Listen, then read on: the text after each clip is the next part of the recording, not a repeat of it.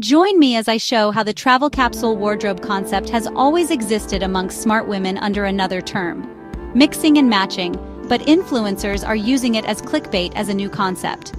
Welcome back to Journeys of Peace. And when I first heard the term capsule wardrobe, it had something to do with Meghan Markle, or, as she is better known, the Duchess of Sussex. And someone jumped on it for Pinterest. Then everyone started doing it, because why not?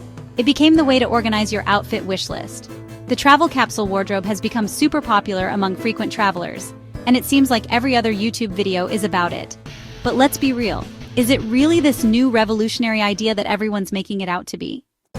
I've seen people say that a capsule wardrobe is some kind of magical solution that'll change the way you travel forever. But honestly, I think there's more to it than that. I mean, think about it. Smart, classy women have been doing this for years, long before it became a buzzword on social media. They just called it mixing and matching. It's funny, I learned how to do it from my mom when I was just 10 years old. She'd always say things like, "You can wear that top with those pants, or with that skirt." And I guess it just stuck with me. But I realize now that not everyone was taught this.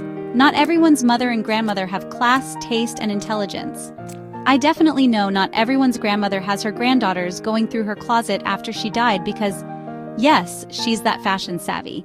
If you're dumb enough to be older than 15 and not know mixing and matching is synonymous with a capsule wardrobe, then you're too dumb to travel. I'm sorry, but that's the truth. The idea of a capsule wardrobe is pretty simple.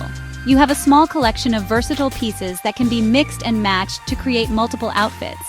But there's more to it than just throwing a bunch of clothes in a suitcase. You need to think about color coordination and what pieces will work well together. For example, if you're traveling to a warm climate, you'll want to prioritize lightweight, breathable fabrics.